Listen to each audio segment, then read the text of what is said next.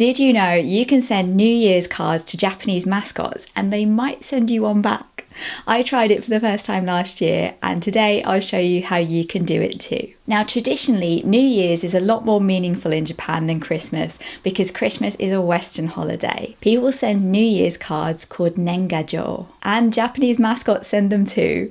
As you may know, in Japan there are mascots for everything. I'd highly recommend following Mondo Mascots if you're interested in this sort of thing. And I couldn't talk about mascots without mentioning Promise Mascot Agency. Phil from my videos co-owns a game studio. Their new game's releasing in 2025 where you run a mascot agency in Japan. You get to manage the mascots. I designed one or two of them. They get into all sorts of trouble. You explore a cursed Japanese town in the countryside and discover the secrets of your Yakuza past. Promise Mascot Agency is out in 2025. You can wishlist it now on Steam and all other platforms. And my Japan calendar is here. It has the dates of Japanese festivals in 2025. You can get it from cakeswithfaces.co.uk, as well as my new Japan trip planning deck, my guidebook, and lots of other things that would make good presents if you know someone who likes Japan. So last year I sent New Year's cards to 5 Japanese mascots. I sent them about this time of year on the 13th of December, which I thought might be too late, but I'm always really busy in December. That's why I'm always a bit hit and miss with my videos at this time of year, and better late than never. So I picked 5 mascots to send cards to. First was Kumamon, of course, king of mascots from Kumamoto. Then Fuka-chan, who has leeks as antlers. Next was Udon Brain, because I love how they have noodles as a brain. Wanko Kyodai, the Wanko brothers, like the Wanko Soba noodle eating challenge in North Japan. And Shimaneko from Shimane Prefecture, because they're just so cute. I didn't know if they'd send cards back overseas, but I thought I'd give it a go, and I couldn't believe it. I actually got replies from all 5 of them. Eventually. It did take some time. It was such a lovely surprise every time one of them arrived.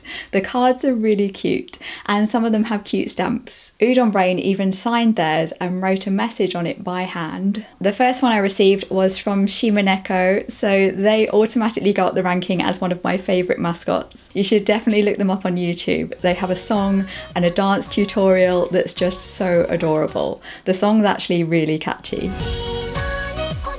That arrived towards the end of January, so well done Shimaneko for being the fastest. I got 2 more in February and 1 in March. I thought Udon Brain wasn't going to reply to me until last month in November. I got this. I think they must have run out of New Year's cards, but they sent me a card about an event they're holding, Udon Now Expo, which looks amazing with all the mascots. I couldn't believe I got 5 out of 5 replies, so if you want to give it a try, here's what to do. You can find the addresses of the mascots on this old school Tumblr blog.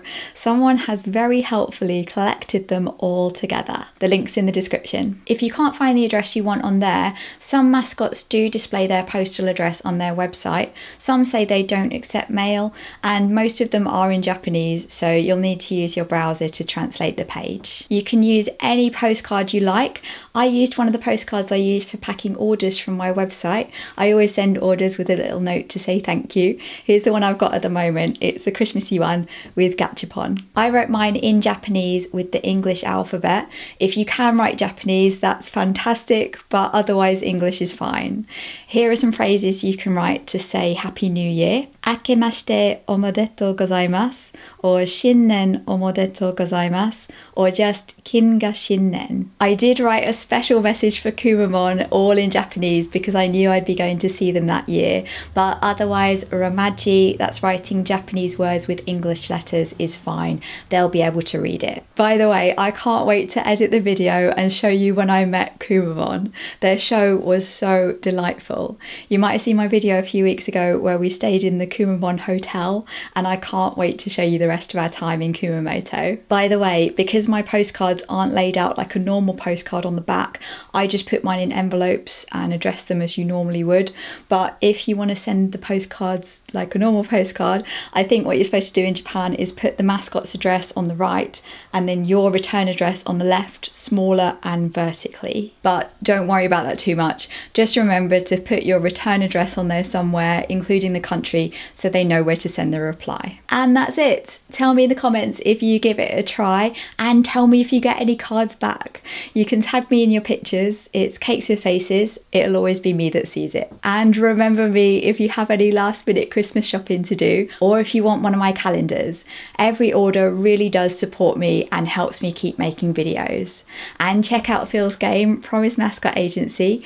Wish listing really does help him out. I'll be back on track making videos as usual every Thursday in the new year, if not before.